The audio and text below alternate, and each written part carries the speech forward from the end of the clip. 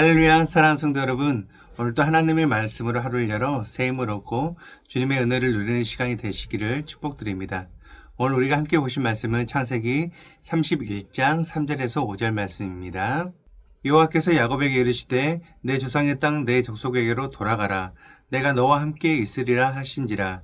야곱이 사람을 보내어 라헬과 레아를 자기 양떼가 있는 들로 불러다가 그들에게 이르되 내가 그대들의 아버지의 안색을 본즉 내게 대하여 전과 같지 아니하도다. 그러할지라도 내 아버지의 하나님은 나와 함께 계셨느니라. 사랑하는 성도 여러분, 어제까지 나를 향해 웃어주던 얼굴이 오늘은 차갑게 굳어있는 것을 경험한 적이 있으십니까? 따뜻했던 목소리가 싸늘한 침묵으로 바뀌고 오고 가던 칭찬이 어느새 뒤로 들려오는 비난과 수군거림으로 변해버린 순간을 마주해 본 적은 없으실까요? 마치 방 안의 공기가 순식간에 얼어붙은 것처럼 관계의 온도가 급격히 식어버릴 때 우리는 깊은 당혹감과 불안에 휩싸이게 됩니다. 그것은 직장일 수도 있고 오랜 친구 관계일 수도 있고요. 그리고 심지어 가족 공동체일 수도 있습니다. 내가 성실하게 일하고 최선을 다한 결과가 오히려 주변의 시기와 질투를 불러일으키고 나의 성공이 누군가에게는 빼앗긴 것이라는 오해와 원망의 대상이 될 때 우리는 깊은 고립감과 억울함에 빠지게 되죠. 해명하고 싶지만 들어주지 않고 관계를 회복하려 하면 할수록 상황은 더욱더 꼬여만 갑니다. 바로 어제까지 나의 편이었던 그 세상이 오늘은 나를 향해서 싸늘한 안색을 하고 등을 돌리는 현실. 이것이 바로 이 땅에서 수시로 우리가 마주하게 되는 고통이죠. 오늘 본문에서 야곱은 바로 이런 상황에 처해 있습니다. 하나님의 놀라운 축복으로 그의 재산은 크게 불어나게 되었습니다. 하지만 그 축복이 역설적으로 그를 위기 가운데 몰아넣었습니다. 라반의 아들들이 수군거리기 시작했어요. 창세기 31장 1절 말씀입니다. 야곱이 라반의 아들들이 하는 말을 들은즉 야곱이 우리 아버지의 소유를 다 빼앗고 우리 아버지의 소유로 말미암아 이 모든 재물을 모았다 하는지라. 그들의 눈에는 야곱의 이 부가 하나님의 축복이 아닌 아버지의 것을 가로챈 도둑질로 보였던 것이죠. 시기와 탐욕으로 가득 찬 그들의 말은 날카로운 비수가 되어서 야곱의 마음에 박혔습니다. 설상가상으로 야곱을 대하는 외삼촌 라반의 안색이 예전과 같지 않았습니다. 은근한 미소와 격려 대신에 이제는 의심과 경계심이 가득한 눈빛으로 그를 대하는 것이죠. 20년간의 그 충성과 헌신은 한순간에 물거품이 돼버리고 야곱은 가장 가까운 사람으로부터 철저히 외면당하는 신세가 되었습니다.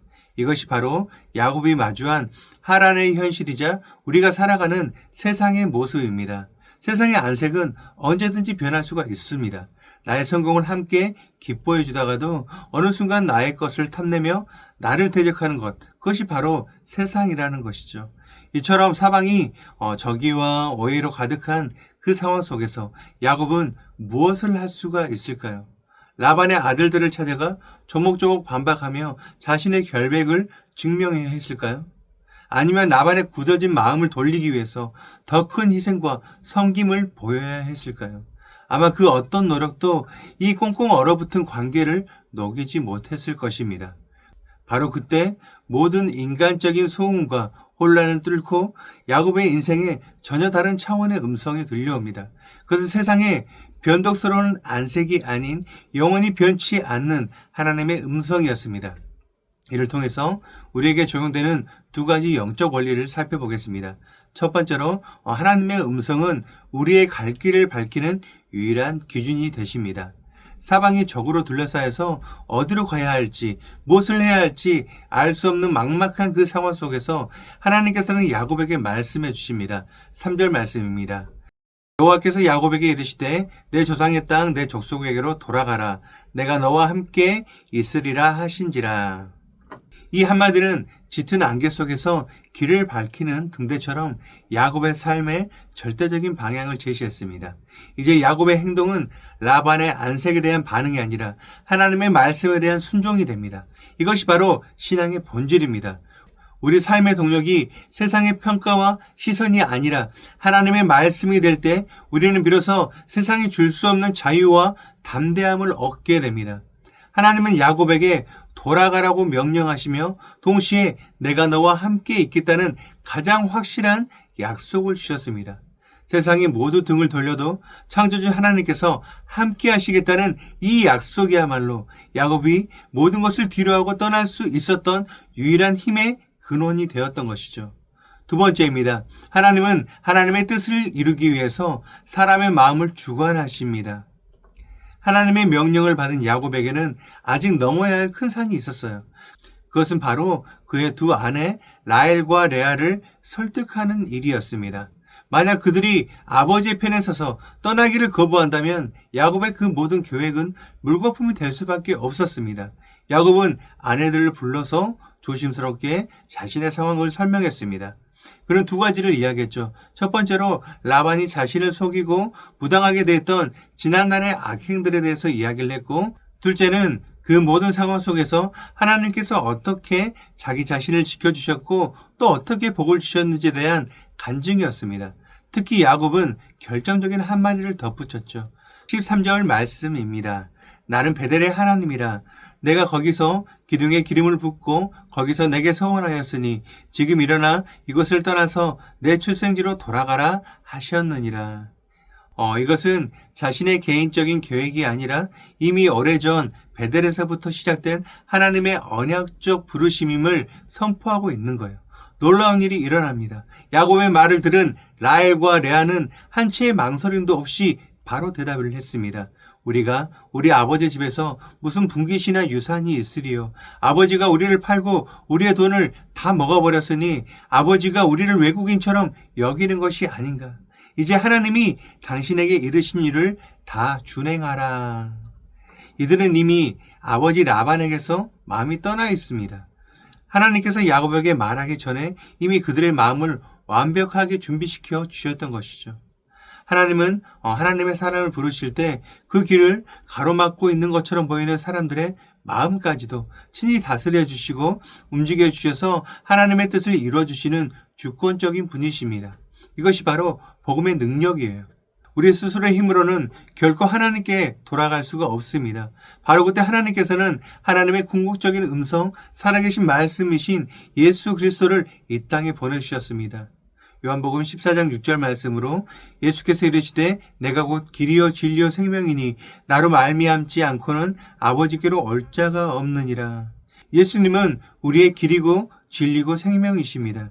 예수님께서는 우리에게 돌아가라고 말씀하시는 분이시며 동시에 우리와 함께 하시는 임마누엘의 하나님이십니다.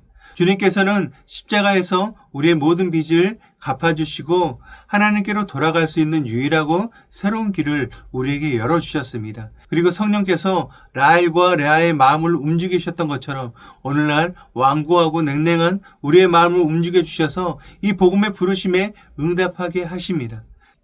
세상의 안색을 두려워하던 우리를 하나님의 음성을 따라 담대히 일어서는 하나님의 자녀로 우리를 변화시켜 주십니다. 사랑하는 성도 여러분, 지금 여러분을 둘러싼 세상의 안색은 어떻습니까? 혹시 차갑게 변해버린 시선과 억울한 오해 속에서 외롭게 신음하고 있지는 않으십니까? 이 상황을 해결하기 위해서 여전히 인간적인 방법을 고민하며 밤을 지새우고 있지는 않으십니까? 오늘 말씀은 우리에게 도전합니다. 우리를 흔드는 세상의 안식에서 눈을 들어 우리에게 말씀하시는 하나님의 음성에 귀를 기울이라고 말입니다.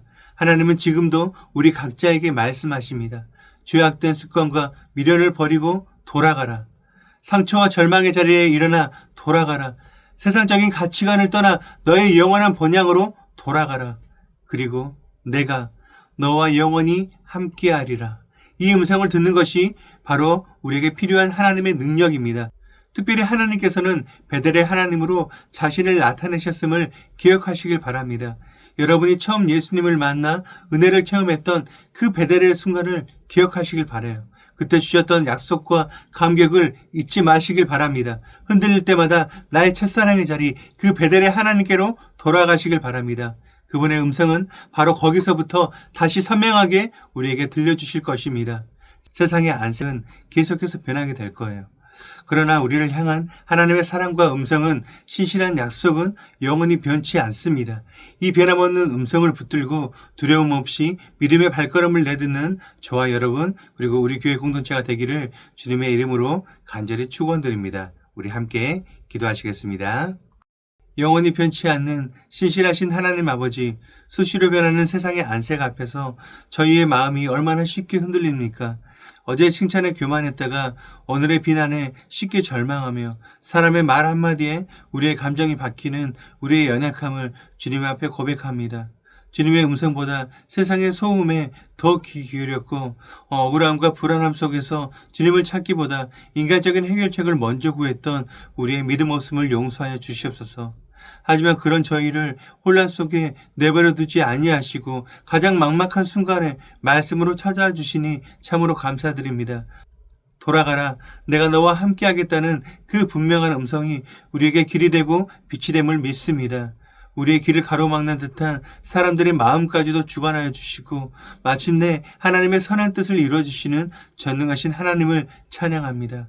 주님, 이제 간절히 구하오니 저희 영적 귀를 열어주시고 세상의 변덕스러움이 아닌 주님의 신실한 음성만을 따라 살아가게 하여 주시옵소서. 저희 각자의 배대를 기억하게 하여 주시고 처음 주셨던 그 은혜와 약속을 붙들고 어떤 상황 속에서도 담대히 믿음의 길을 걷게 하여 주시옵소서. 우리의 영원한 목자 되시는 예수 그리스도의 이름으로 간절히 기도드립니다. 아멘. 오늘 우리가 함께 기도할 도구기도 제목은 필리핀 김상모, 박세란 선교사님을 위하여입니다. 첫 번째, 가정을 위하여 김상모, 박세란 선교사님의 영육이 하나님의 강건케 하시는 은혜로 사역 감당에 어려움이 없도록 기도하시기 바랍니다. 두 번째로, 사역을 위하여 선교센터가 PTA 세미나와 선교사 연장교육원 과정을 통해 하나님이 귀히 사용하시는 선교 거점이 될 수 있도록 기도하시기 바랍니다. 이어서 육신의 질병으로 고통받고 있는 교회 식구들, 경제적 어려움을 겪는 식구들, 타주와 타국에 있는 식구들, 군 복무 중인 청년들, 우리 교회 다음 세대를 위해서 기도하시기 바랍니다. 또한 나라와 민족을 위해서, 한국교회와 세계 선교를 위해서 기도하시기 바랍니다. 끝으로 오늘도 주님과 깊이 교제하시는 하루가 되길 소망하며 각자의 기도 제목을 놓고 기도하시겠습니다.